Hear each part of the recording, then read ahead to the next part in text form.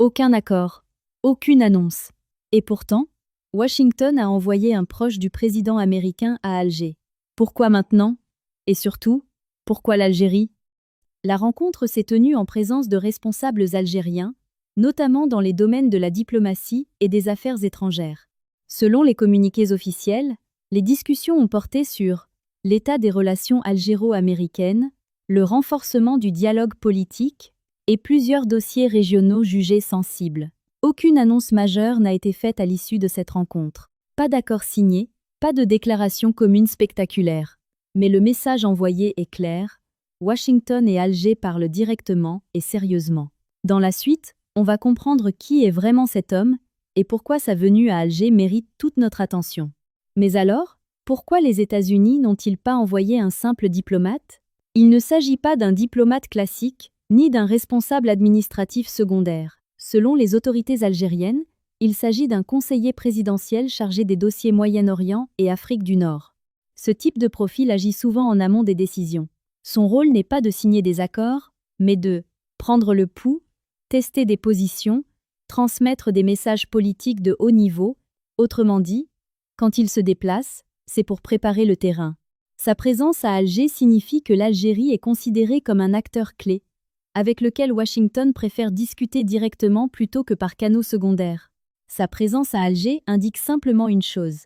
Ce dossier est traité directement, au plus haut niveau. Maintenant que l'on sait qui il est, reste la question centrale. Qu'est-ce que les États-Unis veulent réellement de l'Algérie aujourd'hui? Alors, que viennent réellement chercher les États-Unis en Algérie? Pour comprendre les intentions américaines, il faut regarder le contexte régional et international, pas seulement les déclarations officielles. D'abord, il y a la question sécuritaire. Le Sahel est aujourd'hui l'une des régions les plus instables du monde. Retraits occidentaux, montée des groupes armés, une influence russe perçue comme croissante par les chancelleries occidentales. Dans ce paysage, l'Algérie reste l'un des rares États stables, avec une armée puissante et une connaissance profonde du terrain sahélien. Pour Washington, Alger est un partenaire incontournable pour éviter un chaos total dans la région. Ensuite, il y a le dossier du Sahara occidental. C'est un point de tension majeur au Maghreb, avec des implications directes à l'ONU. Les États-Unis savent que rien ne peut avancer sans l'Algérie, acteur central du dossier. L'énergie reste un facteur de fond, mais ce n'est pas le cœur de cette visite. Enfin, il y a la rivalité des grandes puissances.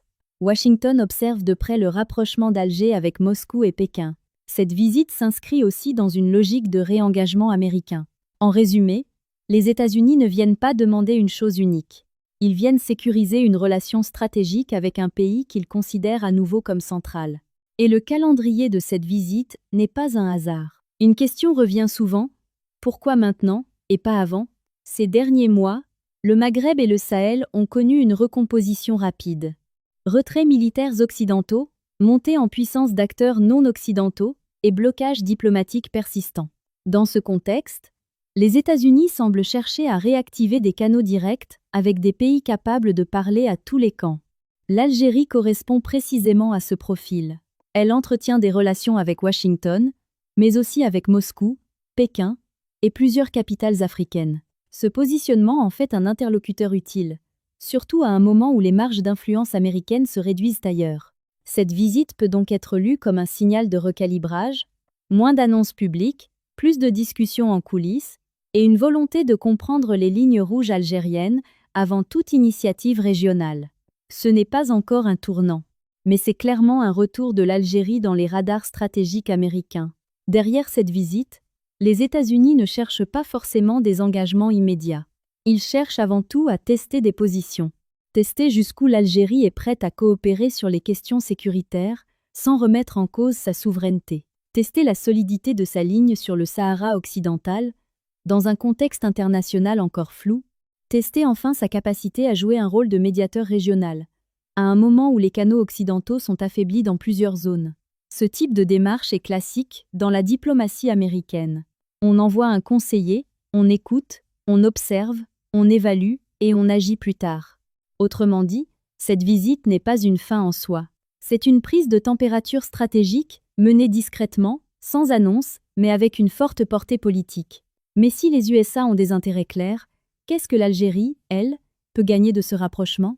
Du côté algérien, cette rencontre n'est ni symbolique ni passive. Si Alger accepte ce dialogue direct avec Washington, c'est parce qu'il y a des intérêts clairs. D'abord, il y a la reconnaissance du rôle régional de l'Algérie. Recevoir un conseiller présidentiel américain, c'est une manière de dire que l'Algérie est perçue comme un acteur incontournable, notamment sur les dossiers du Sahel et du Maghreb. Cela renforce son poids diplomatique à l'ONU et sur la scène internationale. Ensuite, l'Algérie y gagne une marge de manœuvre stratégique. Dialoguer avec les États-Unis ne signifie pas s'aligner. Au contraire, cela permet à Alger de maintenir un équilibre entre plusieurs partenaires, États-Unis, Russie, Chine, Europe. Cet équilibre est au cœur de la diplomatie algérienne. Il y a aussi l'enjeu économique, même s'il n'a pas été officiellement mis en avant. Un dialogue politique renforcé ouvre toujours la porte à des investissements, des partenariats énergétiques et une meilleure image de stabilité pour les acteurs économiques internationaux. Enfin, cette relation permet à l'Algérie de faire entendre sa propre lecture des crises régionales. Sur le Sahara occidental, la Libye ou le Sahel, Alger peut défendre ses positions directement auprès de Washington, sans intermédiaire. En clair, l'Algérie ne cherche pas une alliance, mais un respect stratégique. Et ce type de rencontre contribue à l'imposer. Mais un détail important interpelle. Aucune annonce concrète n'a été faite. Pourquoi ce silence? Aucun accord signé. Aucune feuille de route rendue publique. Aucune position commune clairement affichée sur les dossiers sensibles. Et ce silence est volontaire. En diplomatie, l'absence d'annonce n'est pas un échec. C'est souvent le signe que les discussions portent sur des sujets trop sensibles pour être exposés publiquement. Sécurité régionale, équilibre militaire, dossier encore bloqué. Les communiqués officiels parlent de dialogue, de coopération, de convergence de vues.